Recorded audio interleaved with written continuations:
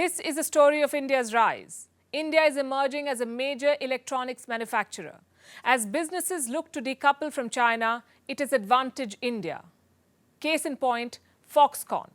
Foxconn is the world's largest tech manufacturer, also the backbone of China's manufacturing industry. Foxconn is basically a Taiwanese company, but it has become synonymous with China's vast factory towns, like the iPhone city in Zhengzhou. Now, Foxconn is quickly trying to shed that reputation. It is moving to India. In fact, it already has facilities in India, a plant near the southern city of Chennai. Right now, it makes around 10 million iPhones. Going forward, Foxconn wants to double this. It wants to make around 20 million iPhones in India. The expansion should be complete by 2024. The company also plans to triple its workforce. 100,000 workers will eventually work in this factory. And this may just be the beginning. Foxconn is planning more facilities in India. 2 Indian states are in contention, Karnataka and Telangana. Again, they're in southern India. Recently, top executives of Foxconn were in India. It was a high-powered team led by the chairman of the company, Young Liu. Letters of intent have been signed. The company is said to be planning a plant near Bengaluru. It is India's IT hub. Reports say this facility will make parts for the iPhone. It could serve other purposes too, like contributing towards Foxconn's electric vehicle business, again through the manufacturing of parts. How much will Foxconn spend on this plant? Around $700 million, according to one report. And this is still work in progress. Formal agreements are yet to be sealed, so we have to see how it pans out. And electronics manufacturing is just one aspect. Foxconn also wants to build semiconductors in India. There are plans to set up factories for computer chips. And for this, the Taiwanese company has tied up with Vedanta.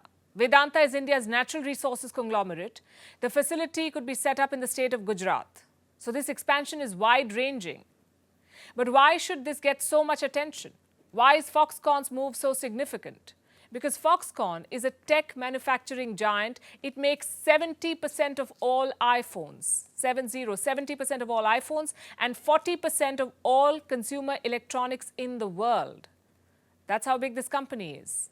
And that is why its India expansion is being seen as a vote of confidence. It could propel India into the big league. Also, why is it happening now? Because now the conditions are right. For companies looking to move away from China, India meets the requirements. India has a young workforce. There is availability of talent of all kinds. The government of India is offering attractive incentives. And most importantly, India is just a better place to be in.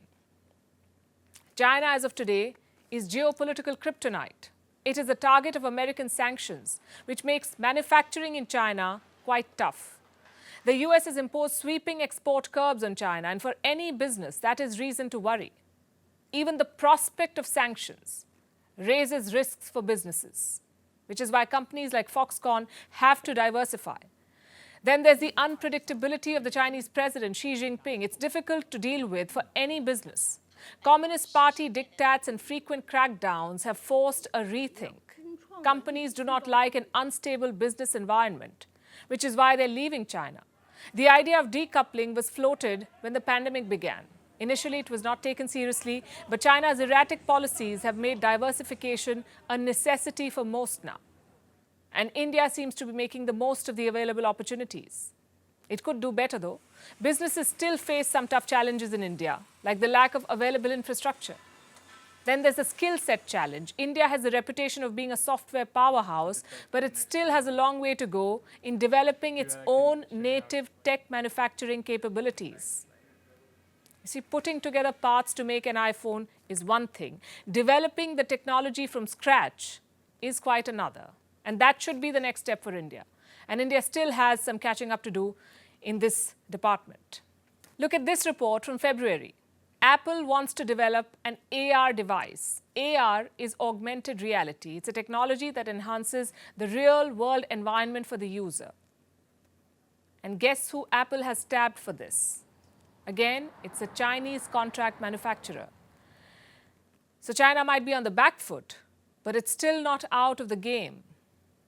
And India is off to a good start, but there's still a long way to go. Our next story is about the changing power dynamics in the Indo-Pacific. Australia is getting nuclear submarines. A high-stakes meeting is scheduled for next week. The US is going to host it in San Diego. It's an AUKUS meet. Now, what is AUKUS? It's a group of 3 countries, Australia, the United Kingdom and the United States. AUKUS, AUKUS. President Joe Biden, Prime Ministers Rishi Sunak and Anthony Albanese will all attend this meeting. Now, for all practical purposes, AUKUS is a grouping aimed at China. Washington, London and Canberra say they're working together to preserve the sanctity of the international law in the Indo-Pacific. And to that end, Australia is all set to get nuclear submarines. These will add to Canberra's naval prowess. But China is not impressed, and for obvious reasons. First, let's tell you what Australia is eyeing. 5 nuclear submarines. It hopes to get them in a decade. And these will all be provided by the United States. The deal is expected to be announced next week. The US is looking to sell its Virginia-class nuclear submarines to Australia. These are America's latest fast-track submarines. They can employ a variety of weapons, including torpedoes and cruise missiles. And they're also capable of carrying out intelligence gathering and reconnaissance missions. Reports say the United Kingdom has also scored a big win here. The UK and Australia will work jointly to develop a next-generation nuclear submarine. This project could stretch well into the 2040s. Until then, the American Virginia-class submarines will act as a stopgap. Next question. Why does Australia need nuclear submarines? Also, what are nuclear submarines? They're nuclear powered, they run on nuclear power, but they do not necessarily carry nuclear weapons, and it's important to make that distinction. These are nuclear powered submarines. They may or may not have nuclear weapons. Now, running on nuclear fuel has many advantages. Conventional submarines are diesel powered. They have to come out of water. They have to surface quite frequently to consume oxygen. But that's not the case with nuclear submarines. These beasts can stay underwater for extremely long periods of time. How does that help? It makes these submarines more stealthy. It makes their detection very difficult. Not many countries in the world today have nuclear submarines. It's a small and rather exclusive club of 6 nations: the United States, the United Kingdom, Russia, India, France and China. 6 countries. By 2030, Australia could join this club. And it's very happy about it. Here's what Australian Prime Minister Anthony Albanese had to say about this. This will be the single biggest leap in our defence capability in our history. AUKUS is about much more than nuclear submarines or even technological interoperability. AUKUS is about the future. It further formalises the common values and the shared interests that our 3 nations have in preserving peace and upholding the rules and institutions that secure our region and our world.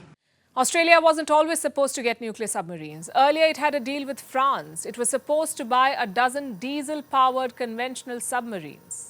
But in 2021, Australia scrapped that deal.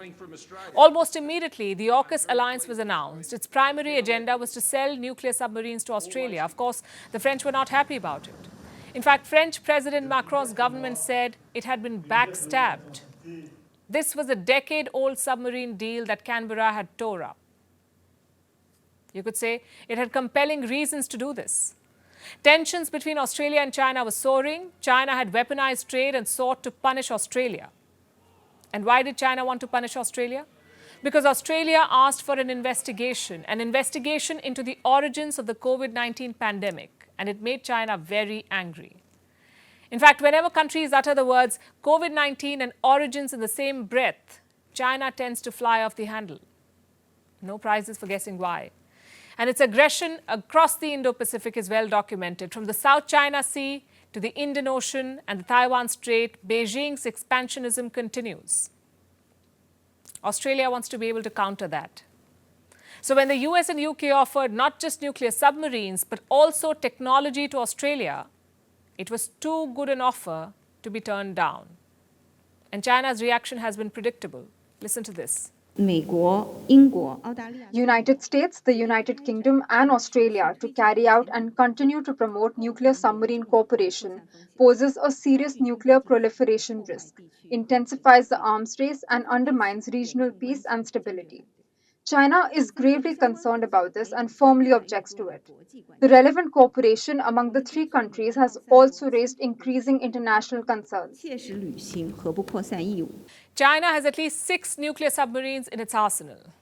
And the US is willing to provide 5 such submarines to Australia in the next 10 years, also the UK.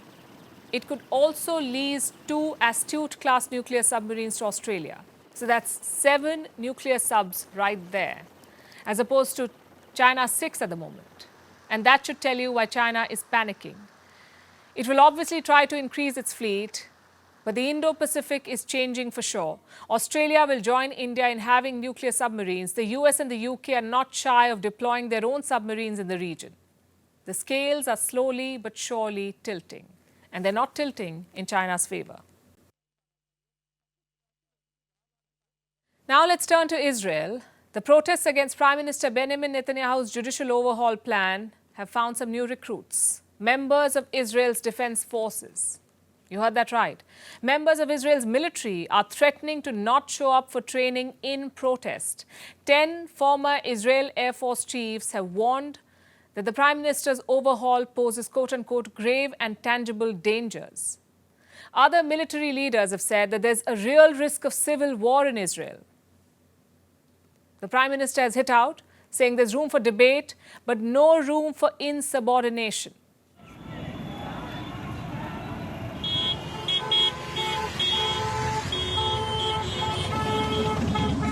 Israel is protesting. Thousands are out in the streets. The protesters are calling it a day of resistance. The demonstrations were enough to affect the visit of Pentagon Chief Lloyd Austin. He had to meet Israeli Prime Minister Benjamin Netanyahu near the Ben Gurion airport because of the chaos. And it isn't just ordinary citizens marching against Netanyahu. The Israeli military is getting involved. There's threat of a full-blown civil war. And Prime Minister Netanyahu is at the center of this storm. He's facing massive backlash over his plan to overhaul the judiciary. The army's involvement is a matter of concern. Israel's military is perhaps its most sacred institution. Most citizens have to go through mandatory military service. Now, there's dissent in the ranks. Reservists are threatening to not go for training. Former military chiefs say there could be a civil war. The Prime Minister has hit back. It rests on the deep understanding that whatever the differences between us, we are always united in the face of those who seek to kill us. This was the case throughout all of Israel's wars, regardless of the struggles and disagreements among us. Refusal threatens this existential foundation. In a public struggle, there is room for protest, there is room for disagreements, for expressing opinions, but there is no room for refusal.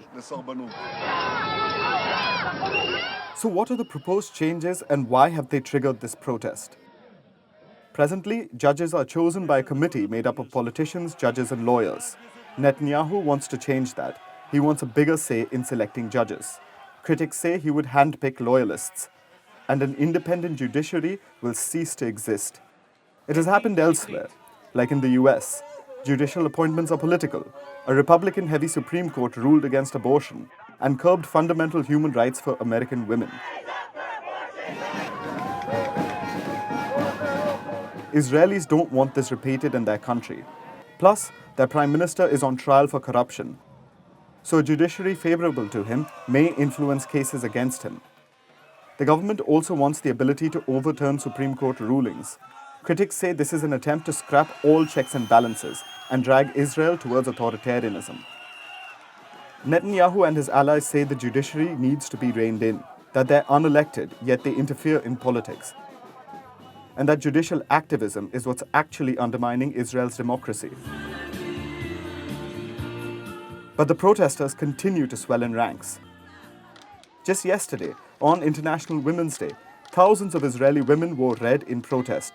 They formed a human chain, a symbolic red line that Netanyahu shouldn't cross. For 9 weeks, we are protesting against the legislation of this new government that's going to harm the Supreme Court.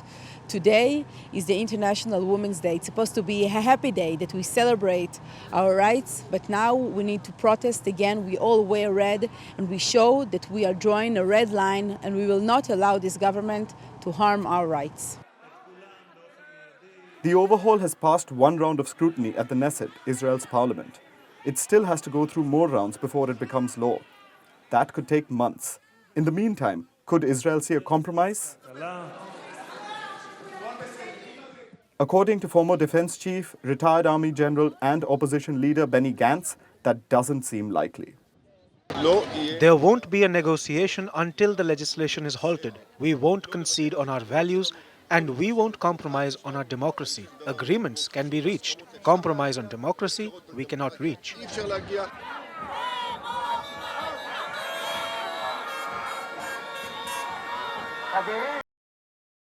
And finally, it's time for Vantage Shots, images that tell the story. We're starting with Japan. Tourists are coming back to Fukushima. Authorities are working hard to revive the tourism industry here.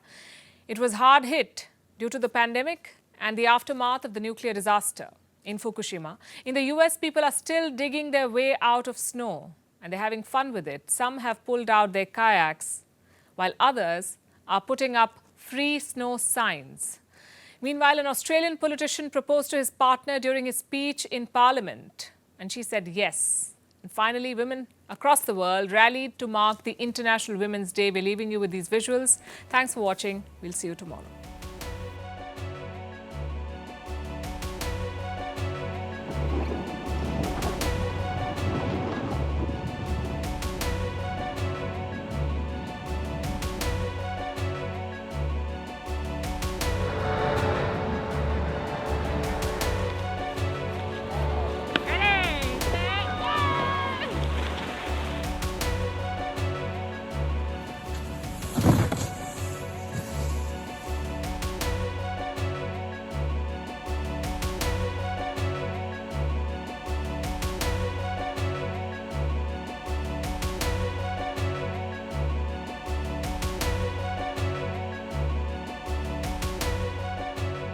And finally,